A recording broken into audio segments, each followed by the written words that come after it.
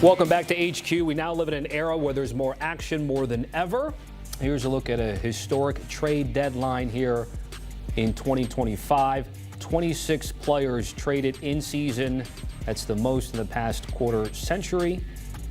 Big names like Sauce Gardner, Jets offloading big time. I'll give you one more note here. Teams to make the Super Bowl have made an in-season trade in 11 straight seasons entering this season. Back here with the fellas to go over winners and losers. We'll start with winners, and we start with Pete Prisco. I love what the New York Jets did. Look, your team stinks with the guys you had, so why not get rid of the expensive guys that help be part of the stink? And you traded them away, and you end up with three first-round picks.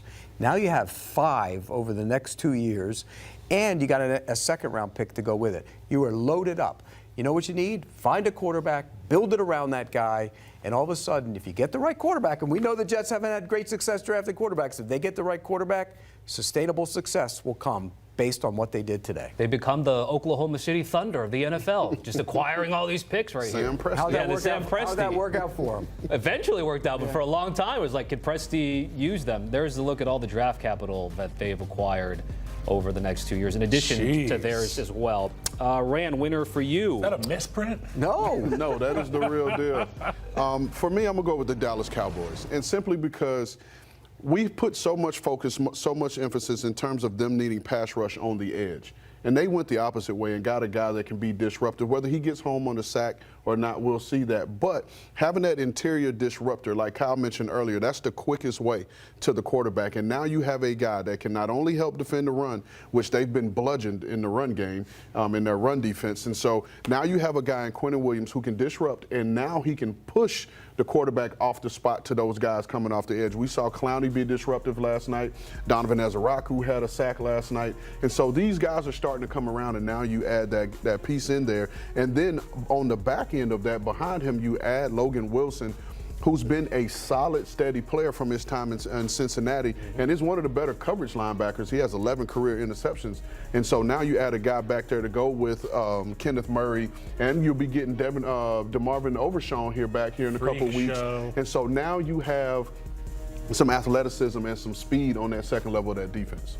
So again, just before we move on to Kyle's winner, we were sort of establishing whether this move helps the Cowboys now. Pete, I think you already said not this year, moving forward. Well, I think they're in a big hole right now. Right. So they're not out of it yet. But no, but they're not eliminated. But do you, on that, looking at that schedule, do you see them making a run? I don't. Yeah, it's going to be tough. Kyle, what do we think? Not making a run, but I'll tell you what, they got better as a football team. Yeah, they did. Jerry Jones wasn't lying. Nope. Yeah, and again, that strong emotion of hope. You're right. Good call on that one. Kyle, your winner is? My winner is the Seattle Seahawks. Now, this is a team that has shown up in just absolutely Mike Tyson teams all season long. I mean, they've bludgeoned football teams, and they're going to get better on the defensive side of the ball. Sam Darnold has looked the part all year. JSN, incredible. And now they add Rashid Shaheed, and he gets the opportunity to run by a lot of defenses. And with all the threats underneath for this football team, Clint Kubiak, you and I both know Clint Kubiak, he wants to go downtown with it, but he doesn't. Yeah. He hasn't had the express train in his huddle. Now he gets the express train in Rashid Shaheed. I would say change the number, though. 22, that looks terrible. Bad number. You're going to see 22 in Seattle. But this team, who has been one of the biggest surprises of the football season, gets even better. And I think it's going to be awesome for this team. They won the trade deadline. Yeah, we looked it up. No single-digit numbers available for Shaheed if he's trying to get that done. There was probably something in the 80s. He's not going to want that. No. Nah, not at all. This is not 1989.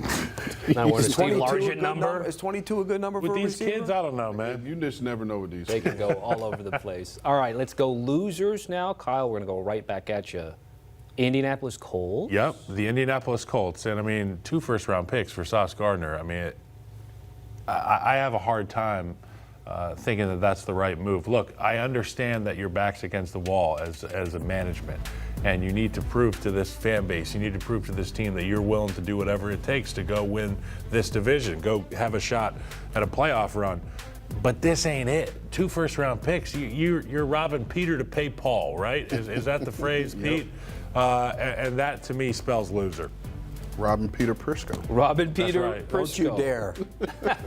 We got to find a Paul now to pay. My brother. Yeah, there I you got a go. brother. There you go. Still have 2 losers left to go. We'll Ray, do I'm the gonna- Robin, by the way. I'll come to you. Who's your loser? I'm gonna go with the Pittsburgh Steelers, and for me, it's the simple fact I would have loved to see them target Jacoby Myers, and I thought he would have been a really good compliment to DK Metcalf because to me he is an upgrade over Roman Wilson. We know Calvin Austin can be a viable threat in the slot, but he's a little guy, and now you would have given Aaron Rodgers a bigger target who is going to be a crisp route runner, who's going to be where he's supposed to be and catch the football, and then that allowed DK to open up things downfield. I would have loved to see that addition to the Pittsburgh Steelers offense. Pete? Buffalo Bills. In large part because I think what Seattle did to get the speed in their offense, the Bills needed to do. I would have gone out and got Shaheed if I were the Buffalo Bills. I would have made that happen and added him to the offense because he's a field stretcher. And I know they always say we don't need a number 1 wide receiver, and Shaheed's not a number 1 wide receiver. He's a complimentary guy.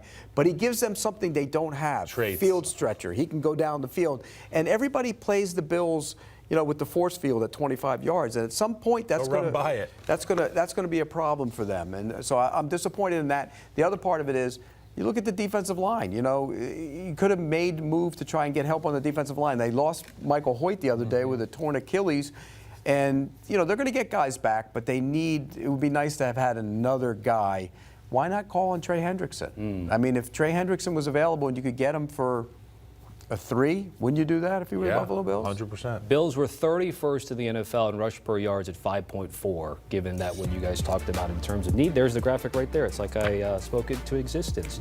Voila. A couple of other, though, teams and situations. We did hint and touch upon Kansas City, and we will again, but we haven't really talked about the 49ers, which had the fewest sacks through 9 games with only 11 since 1974. Ran a team that you know well. Did it surprise you that John Lynch and company didn't make a lot of move or a move so far in the depth? Listen, we're both Niner guys here, Tommy, and I'll just say this. It's only so many moves you can make.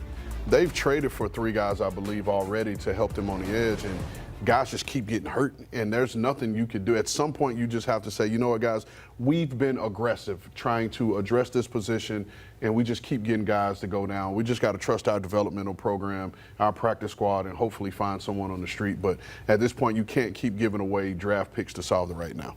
Big injuries, Bosa, and latest Michael Williams, so it's certainly been tough for San Francisco. Robert Saleh's been nice to come back from a coordinator perspective.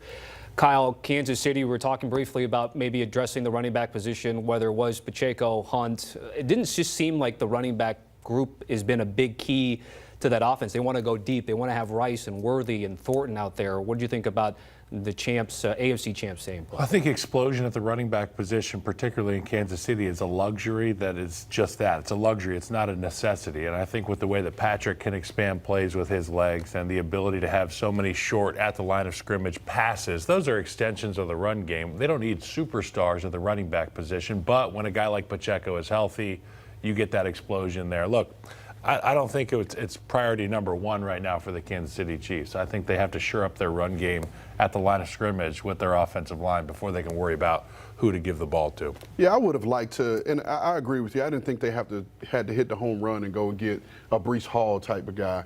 But I do think they need to address that running back position because Patrick Mahomes is the 3rd leading rusher, and he's only 44 yards away from the leading rusher, and that guy has 31 more attempts than Patrick Mahomes. And so anytime Patrick Mahomes is that close to being your leading rusher, that lets you know you have an issue there, and that position needs to be addressed. But like you said, it doesn't have to be the home run hitter because they, in all their success they've had, they've never really had the home run hitter. You just need that guy that's going to be there to get those 12 to 15-yard runs or keep you ahead of the chains, which makes that offense even more dangerous. Well, they do have the rookie, Smith. And, For sure, he can play. Yeah, and I think as he gets going a little bit more, I think he's going to become a bigger part of the offense. And you know, he can run inside the tackles. He's got the ability. But you have to remember, even with him, he is a converted receiver who's in his 2nd year playing running back, and that's at the pro level. Yeah. Now, where I like him is in that old Jet McKinnon role. You bring him in 3rd down, those option choice routes. Like, to me, I don't think there are going to be very many linebackers that can cover him once he gets more comfortable. And he's got to be able to Jet McKinnon, that was a good drop there. He's got to be able to pick up the blitz, too, which I don't think he's been great at yet. Yeah, they even flirted with Clyde Edwards-Helaire last week about getting him back on. That was desperation. That was They're desperation. going to bring Pete in 2 weeks. man. They could play running, Running back. backs, you find them Running back, anywhere. You know that. Find them anywhere. Quarterback, Pete Prisco. Not at the A end of the recap draft. of today's NFL trades. If you missed it again, we didn't really talk a lot about Joe Tryon, Shanika, but there we go. Some of the big names with Trevor Penning right before the deadline at 4 p.m. Eastern. A reminder about the NFL on CBS. There's a look at the early slate, 4 games. Normally we've had doubleheaders in the late window, but just one this week. Cardinals and Seahawks, CBS, and streaming on Paramount+.